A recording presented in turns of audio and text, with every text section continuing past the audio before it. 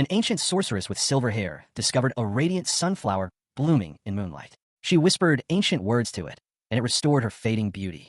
Just as she reached to pluck the magical bloom, royal guards on their nightly patrol spotted the glowing petals. They swiftly gathered the flower and rushed it to the castle, for the expectant queen had fallen gravely ill and needed the sunflower's healing power. When the queen recovered and gave birth to a daughter, the infant princess carried within her the sunflower's luminous gift. That same evening, the sorceress crept into the royal chambers, intending to snip just a single lock of the baby's shimmering hair to preserve her youth. But the moment her scissors touched the golden strands, they dimmed and lost their power. Desperate, the sorceress spirited the child away to a stone tower hidden deep in the ancient woods. She raised the girl as her own daughter, combing her ever-growing locks each dawn in exchange for renewed vitality. The princess, whom she called Rapunzel, grew obedient and kind. Each year on Rapunzel's birthday, countless glowing orbs would drift across the evening sky. She never knew these were her true parents' way of calling her home. As seasons passed, her hair grew to extraordinary lengths, cascading in golden waves throughout every room of the tower. Yet Rapunzel remained unaware of her royal heritage. Whenever the sorceress returned, she would call up from below, and Rapunzel would lower her braided hair like a rope for her to climb.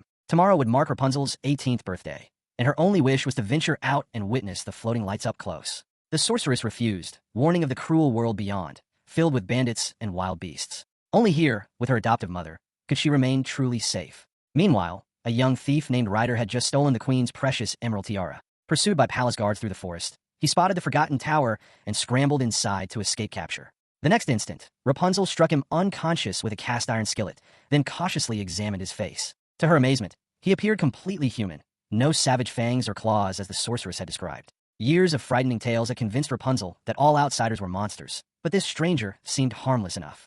A gleaming object caught her attention, and she carefully placed the tiara upon her head. It fit perfectly, as if made for her. Just then, the sorceress's voice echoed from below. Rapunzel wanted to ask once more about seeing the lights, but the old woman's fury was terrifying. Thinking quickly, Rapunzel requested art supplies from the village instead. The deceived sorceress departed on this errand, giving Rapunzel the chance to free her captive. Holding the skillet defensively, Rapunzel bargained with Ryder, guide her to see the floating lights, and she would return his stolen tiara. Having just escaped the palace, Ryder knew returning would mean certain death. But Rapunzel's determination proved irresistible, and he reluctantly agreed to help. After struggling down the tower wall, Rapunzel gracefully descended using her hair as a rope, landing softly on the forest floor. Everything around her seemed magical. The rustling leaves, the dappled sunlight, the sweet fragrance of wildflowers. Though part of her worried about the witch's anger, a larger part rejoiced in her newfound freedom. The witch, growing increasingly suspicious, hurried back to find the tower empty except for the emerald tiara glinting in the corner. Her rage knew no bounds.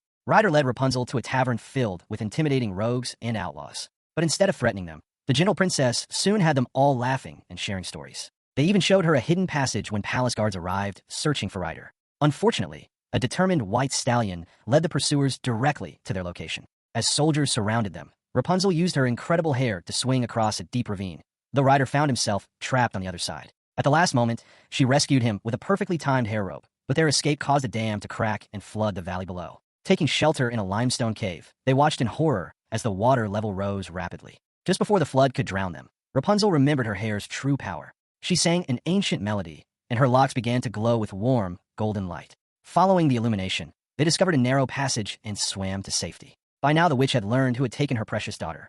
That evening, as Rapunzel used her glowing hair to heal Ryder's injuries, the two began to fall deeply in love. But their happiness was short-lived. The witch appeared behind Rapunzel, whispering poison in her ear. Ryder cared nothing for her. He only wanted the tiara back. To prove this, she suggested giving him the crown and watching him abandon her. With that, the witch melted back into the shadows. Seeds of doubt took root in Rapunzel's heart. Unknown to her, the witch had been tracking them and had already struck a deal with Ryder's former criminal partners, setting an elaborate trap. In the bustling capital city, Rapunzel's extraordinary hair created quite a spectacle. Kind townswomen taught her to braid it into a manageable style, allowing her to dance freely in the streets. As night fell, thousands of lanterns rose into the star-filled sky, a sight of breathtaking beauty. Rapunzel and Ryder's connection deepened in a magical glow. But suddenly, Ryder spotted his old partners waiting by the harbor. They had come for the tiara, and when he threw it to them as agreed, they betrayed him instead. They wanted Rapunzel and her magical abilities for their own schemes. While Rapunzel waited anxiously for Ryder's return, his treacherous partners found her first. Your friend took the tiara and fled, they lied. You're coming with us now. Rapunzel struggled desperately to escape, and in the chaos, her hair became tangled in the ship's rigging. At that crucial moment, the witch struck down the criminals and freed Rapunzel, who gratefully embraced her supposed mother. Meanwhile, Ryder was knocked unconscious, bound, and shipped to the royal dungeons. Everything had unfolded exactly as the witch planned. Back in the tower, Rapunzel sat in melancholy silence, clutching Ryder's dropped handkerchief. As she gazed at the painted ceiling above, something clicked. A golden sunflower in the mural began to glow, triggering long-buried memories of her infancy. The truth hit her like lightning.